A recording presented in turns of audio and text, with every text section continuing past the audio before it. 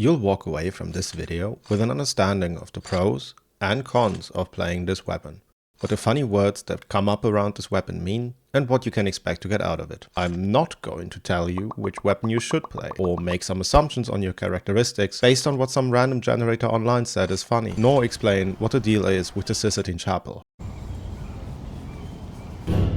Swaxe was introduced in this game.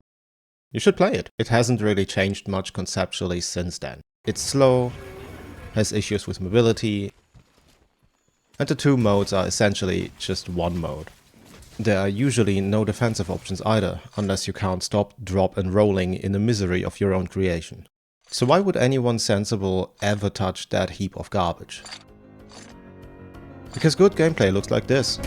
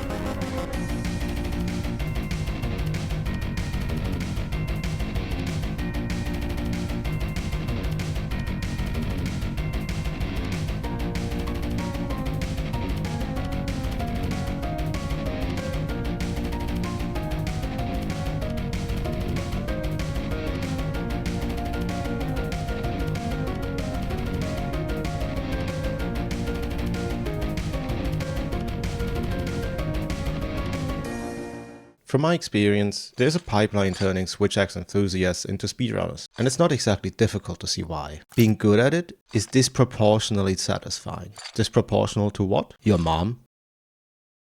And also its damage output. The pros of Swaxe are satisfying, very freeform,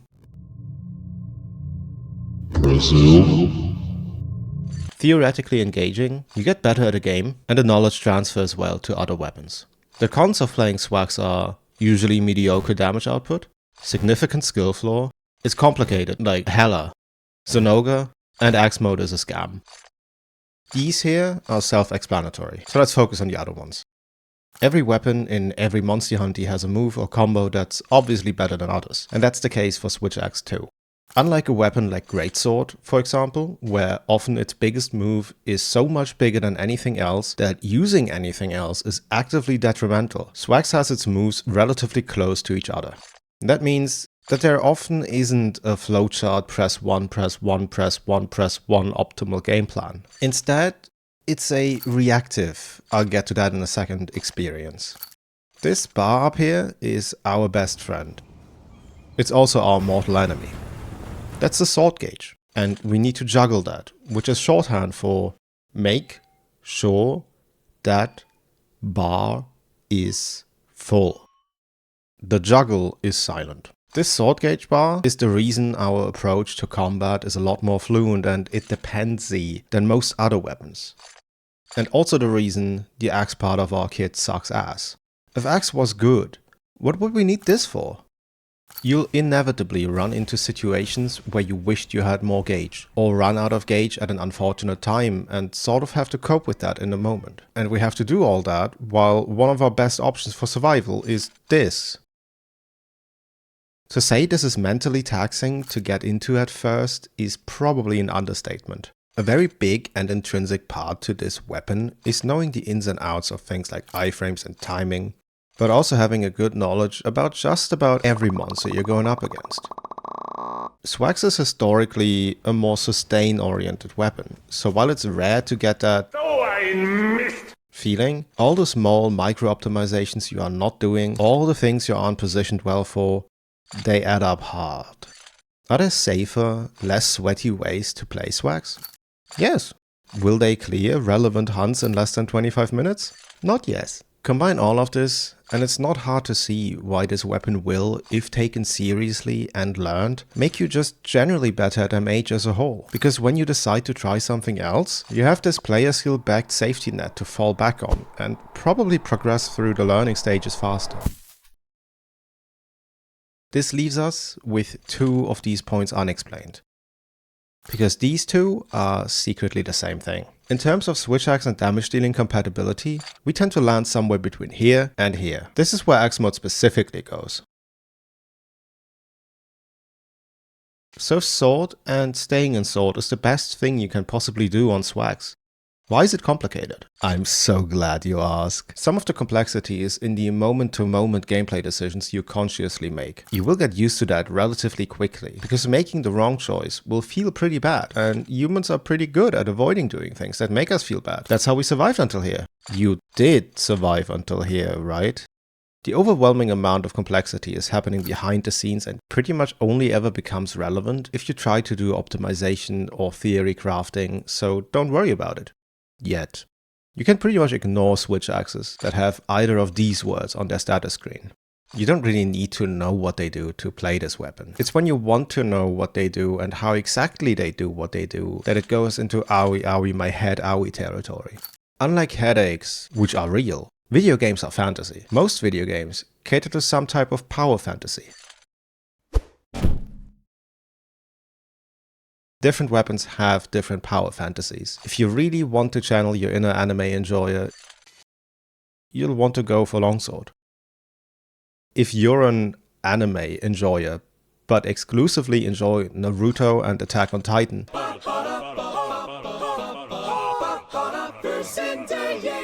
you'll want to pick dual blades. Hammer is a big stick, Lance can sort of roleplay as a protector type, and the Swaxe power fantasy traditionally is... Nah, I'd win. Especially after Sunbreak, where we gained a counter, more so than ever, we are faced with effectively standing in the telegraphed one-shot murder dead nukes of moves, and keep up our endless assault of mediocrity. Too angry to die, you've seen God and were unimpressed. That is the essence of Swaxe. There genuinely is nothing quite like it. If all of that sounds enticing to you, allow me to add to your vocabulary with some Q&A examples. Power Axe. It's a type of buff in modern, meaning world and onboard titles, from using Heavy Slam, and has its own indicator right here. What does Power Axe do? Ignore it. It does basically nothing. Morph. Swaxe has two modes, Axe and Sword, both of which have their own movesets and options and quirks. In games with bigger numbers than this one, the modes can be swapped relatively on the fly and after most, if not all, other moves. The act of changing between the two is called morphing. Fun fact, the German localization has this weapon called the Morph Axe. Why is the count on the same button that you can press at literally any time after any fucking move ever, Capcom? What the actual fuck? Game design is hard, okay? File. Files. Files. Files are these things in a status screen. Sometimes they come with these confusion-inducing notations, so here's how that works. They apply exclusively in sword mode only. Power gives you more attack while in sword. Element gives you more element while in sword. Poison, para, and dragon usually means your axe mode has nothing other than attack, and your sword mode has the respective status or element. Specifically, this amount. Exhaust files do two things. While in sword, they make monsters hungry and EB and babies, and also make them more unangry faster. And while you're attacking a monster's head, unless they're immune to it, you also deal a little bit of stun, which can accumulate into a KO. What's a good exhaust file? What's a good exhaust file? Good and exhaust don't go in the same sentence. Amp. Amp is another mechanic added in World and is present in modern titles, represented by this icon. The basic way of getting amp is just attacking stuff while in sword mode, but usually there's more nuance to it depending on the exact game you're playing and also kind of when you're playing it. It is sort of a little bit somewhat possibly a third mode to the weapon. What's the best combo to get amp? Depends on the game, but in file tick.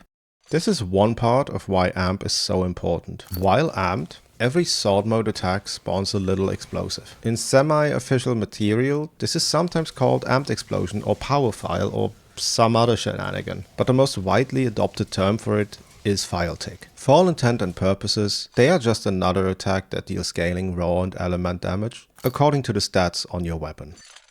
Sometimes they can crit, sometimes they cannot, sometimes they can get fuck huge, and sometimes they just don't.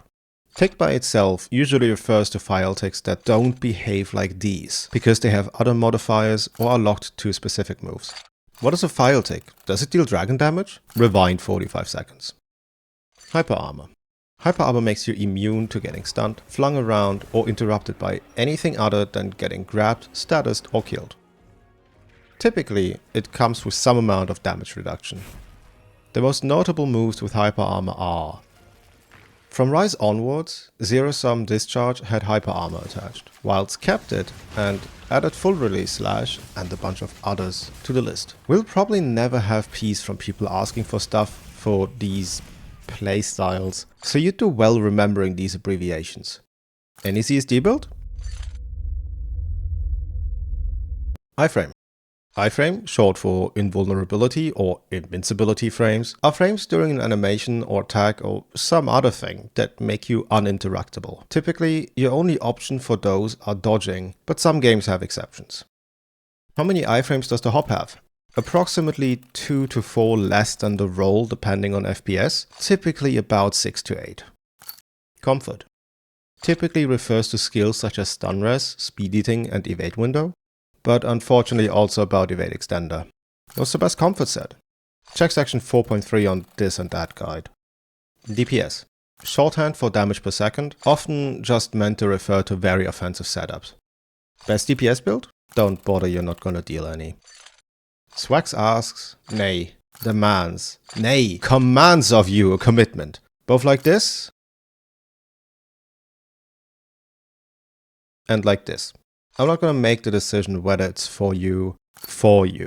The constant aggression and the power fantasy of, nah, I'd win, is pretty unique, even outside of Monster Hunter. Swaxe has a steep learning curve and usually pretty middling damage output, so you can expect the beginning of your journey to feel rough, borderline horrible. But eventually it clicks, and you'll probably have a blast in the 6 to 15 minutes it'll take you to clear the hunts you're looking at, depending on game. You now know everything you need to know to go find the knowledge you need. Anyway, I need to prepare the bath for my pet penguin.